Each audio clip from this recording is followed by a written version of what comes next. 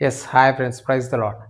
దైవ సేవకుడు పాపం చేసే విశ్వాసిని, తప్పు చేసే విశ్వాసిని గద్దించకపోతే, హెచ్చరించకపోతే, ఖండించకపోతే ఏమవుతుంది?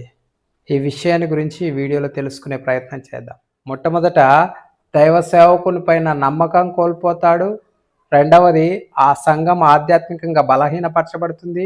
మూడవది, సంఘంలో విభేదాలు కలుగుతాయి. నాలుగవది, సంఘం పాపంలో పడిపోయే అవకాశం ఉంది.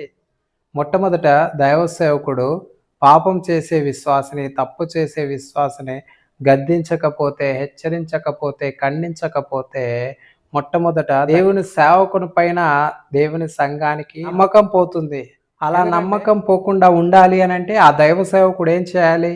నువ్వు పాపమైనా మానుకో, లేకపోతే మందిరాన్నైనా మానుకో అని చెప్పాలి ఖచ్చితంగా, ఖండితంగా. లేకపోతే విశ్వాసులకు దైవ సేవకుని పైన నమ్మకం కోల్పోతాడు. మంచి విశ్వాసులైన వారు ఒకవేళ ఈ దైవ సేవకుడు ఇలాగ పాపం చేసిన వారిని ఎవరిని కూడా గద్దించకోకున్నాడు, హెచ్చరించుకోకున్నాడు, ఖండించుకోకున్నాడు, వారిని బుద్ధి చెప్పకోకున్నాడు అని అంటే మంచి విశ్వాసులైన వాళ్ళు అతని విషయంలో నమ్మకాన్ని కోల్పోయి అతని దగ్గర నుంచి దూరం అయ్యే అవకాశం ఉంది. ఎందుకంటే మనం లోకానుసారంగా జీవిస్తలేము.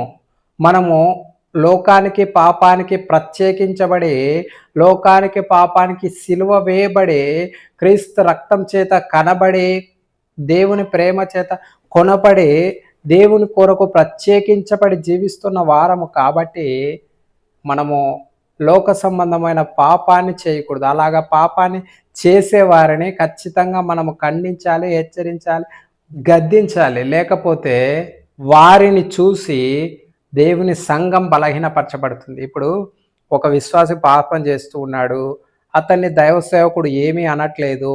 దైవ సేవకుడు ఏమీ అనట్లేదు అని అంటే, అరే మేము కూడా ఇలాగ పాపం చేసినా, ఇలాగ తప్పు చేసినా, ఇలాగ తప్పుడు జీవితాన్ని జీవించిన దైవ సేవకుడు మమ్మల్ని కూడా ఏమనడలే అని చెప్పి వాళ్ళు కూడా పాపం చేసే అవకాశం ఉందా లేదా?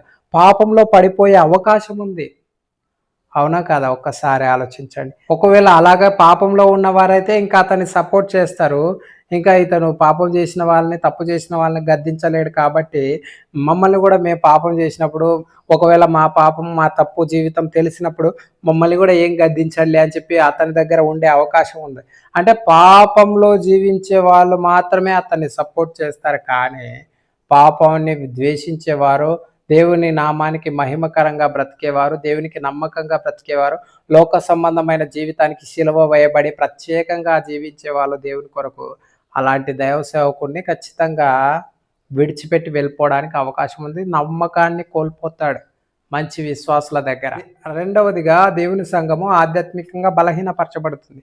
ఎందుకంటే పాపం చేసినా కూడా ఏం కాదులే అన్నట్టుగా సంఘం కూడా పాపంలో జీవించడానికి ఇష్టపడుతుంది. దేవునికి నమ్మకంగా బ్రతకడానికి ఇష్టపడకోకుండా ఆధ్యాత్మికంగా బలహీనపరచబడుతుంది. మూడవదిగా, సంఘంలో విభేదాలు వస్తాయి. ఎందుకంటే పాపంలో ఉంటేనే కలహాలు వస్తాయి. అసూయ, కక్ష, కుట్ర, ద్వేషం, కలహం ఇవన్నీ ఎక్కడి నుంచి వస్తాయి? ఈ కలహాలన్నీ ఎక్కడి నుంచి వస్తాయి అంటే పాపంలో నుంచి వస్తాయి. పాపంలో ఉన్నారు కాబట్టి వీళ్ళకందరికీ ఇవన్నీ సంఘంలో వ్యాపించి సంఘంలో కలహాలు, విభేదాలు వస్తాయి. అలాగే సంఘము పాపంలో కూరుకుపోయి పాపంలో పడిపోయే అవకాశం ఉంది. నా ప్రియమైన దేవుని సంఘం, ఇప్పుడు ఒక దైవ సేవకుడు ఉన్నాడు.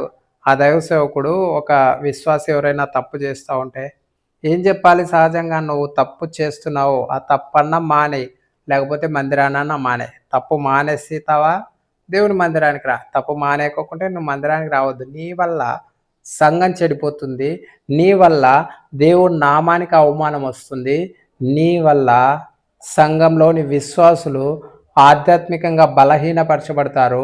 నిన్ను చూసి సంఘంలోని విశ్వాసులు వారు కూడా పాపానికి లోనవుతారని చెప్పకుండా కొంతమంది దైవ సేవకులు ఏమంటారు అని అంటే, పాపులను ప్రేమించాలబ్బా, పాపులు వాళ్ళు మనం ప్రేమించకుంటే వాళ్ళు మళ్ళీ ఎలా దేవుని దగ్గరకు వస్తారు? వాళ్ళు క్షమాపణ పొందడానికి మనకు అవకాశం ఇవ్వాలి మనం అంటారు. దేవుని వాక్యం ఏం చెప్తూ ఉంది? బుద్ధిపూర్వకంగా పాపం చేసిన వానికి బలి ఇంకను లేదు అని చెప్తూ ఉంది. నా ప్రియమైన దేవుని సంగమా, విశ్వాస అయిన తర్వాత వాడు మరలా వచ్చి లోకానుసారంగా జీవిస్తానంటే, దేవుని దగ్గరకు వచ్చిన తర్వాత, శిలువ రక్తం చేత పవిత్రపరచబడిన తర్వాత, క్రీస్తు ప్రేమను ఎరిగిన తర్వాత మరలా బుద్ధిపూర్వకంగా పాపం చేస్తానంటే దేవుడేమంటూ ఉన్నాడంటే వానికి క్షమాపణ లేదు. బుద్ధిపూర్వకంగా చేస్తే పాపానికి పరిపూర్ణ పశ్చాత్తాపం ఉంటే విశ్వాస జీవితంలో ఖచ్చితంగా క్షమాపణ దొరుకుతుంది. అలాగే దాని వెంట శిక్ష కూడా వస్తుంది. దావీదుకు క్షమాపణ దొరికింది, శిక్ష కూడా వచ్చింది. మొట్టమొదట కొడుకు చచ్చిపోతూ వచ్చాడు. కొడుకే రాజ్యం కోసం తండ్రిని అడవుల పాలు చేస్తూ వచ్చాడు. తర్వాత మూడవదిగా కొడుకే కొడుకును చంపివేస్తూ వచ్చాడు. కొడుకే కూతుర్ని చెరుస్తూ వచ్చాడు. ఇలాగ భయంకరమైన శిక్ష వచ్చింది దావీదు తన జీవితంలో. నా ప్రియమైన దేవుని సంగమా, విశ్వాస అయిన తర్వాత బుద్ధిపూర్వకంగా పాపం చేస్తే ఎంతో భయంకరమైన శిక్ష పొందుకుంటాం. నేను నా జీవితంలో దేవుని నమ్ముకున్న తర్వాత, దేవుని పరిచర్య చేసిన తర్వాత, ఎన్నో ప్రాంతాల్లో దేవుని పరిచర్యలో, దేవుని పనిలో బలంగా వాడబడిన తర్వాత బుద్ధిపూర్వకంగా పాపం చేస్తూ వచ్చాను. ఎంతో భయంకరమైన శిక్ష అనుభవిస్తూ వచ్చాను. ఎంతో భయంకరమైన శిక్ష అనుభవిస్తూ ఉన్నాను. నా ప్రియమైన దేవుని సంగమా, నా జీవితంలో మీరు కూడా బుద్ధిపూర్వకంగా పాపం చేస్తే ఖచ్చితంగా మీ జీవితంలో పరిపూర్ణ పశ్చాత్తాపం పొందితే, పరిపూర్ణంగా పశ్చాత్తాపడితే దేవుని సన్నిధిలో క్షమాపణ పొందుకుంటారు. దానితో పాటు శిక్ష కూడా మీ జీవితంలో మీకు వస్తుంది, మీరు చేసిన పాపానికి ప్రతిఫలంగా. కాబట్టి దయచేసి జాగ్రత్తగా ఉండండి. ఇలాగా పాపాన్ని ఖండించకుండా, హెచ్చరించకుండా పాపం చేసే విశ్వాసులను కేవలం మనుషులు ఎక్కడికో వెళ్ళిపోతారని, ఖండిస్తే, గద్దిస్తే, హెచ్చరిస్తే, బుద్ధి చెప్తే వాళ్ళు సంఘానికి రాకుండా పోతారని చెప్పి, వాళ్ళు మరి మందిరానికి రాకుండా అయిపోతారేమో, పాస్టర్ నన్ను ద్వేషిస్తారేమో అని చెప్పి మనుషులను ప్రేమించి దేవుని పరిచర్య చేసే, మనుషులను సంతోషపెట్టే పరిచర్య చేస్తున్న దైవ సేవకులను నమ్మి మీరు అక్కడే ఉంటే ఖచ్చితంగా వారితో పాటు మీరు కూడా చెడిపోవడానికి, మీరు కూడా ఆధ్యాత్మికంగా బలహీనపరచబడడానికి, మీరు కూడా పాపంలో పడిపోవడానికి ఖచ్చితంగా అవకాశం ఉంది. నా ప్రియమైన దేవుని సంఘం, ఇలాంటి పాస్టర్లు ఏంటంటే జస్ట్ మనుషులు మేము గద్దిస్తే, హెచ్చరిస్తే, బుద్ధి చెప్తే వీళ్ళు చర్చికి రాకోకుండా అయిపోతారేమో, అబ్బా మాకు డబ్బులు రాకోకుండా అయిపోతాయేమో, వీళ్ళు చర్చికి రాకోకుండా అయిపోతే ఇలాగా అనుకుని కొంతమంది పాపాన్ని ఖండించకుండా, హెచ్చరించకుండా, పాపం చేసే వారికి బుద్ధి చెప్పుకోకుండా జీవిస్తూ ఉంటారు. అలాంటి వారు దేవునికి ఇష్టమైన పరిచర్య చేసేటువంటి వారు కాదు. దేవునికి ఇష్టమైన పరిచర్య చేసేవారు, నీతిగా యథార్థంగా పరిచర్య చేసేవారు ఖచ్చితంగా పాపాన్ని ద్వేషిస్తారు. ఏది ఏమైనా దేవుని వాక్యాన్ని అడ్డుపెట్టుకొని, దేవుని పరిచర్యను అడ్డుపెట్టుకొని జీవించి బ్రతకాలనుకున్న వారు పాపాన్ని ఖండించరు, హెచ్చరించరు, బుద్ధి చెప్పరు. ఎలాంటి వారి దగ్గర నీ ఆత్మీయ జీవితం కొనసాగిస్తూ ఉన్నావు ఒక్కసారి ఆలోచించు. నీవు పరీక్షించుకో నా ప్రేమైన దేవుని సంగమా. అలాంటి వారి దగ్గరే నీ ఆత్మీయ జీవిత యాత్ర కొనసాగిస్తూ ఉంటే ఖచ్చితంగా నీ ఆత్మీయ జీవితం చల్లారిపోతుంది.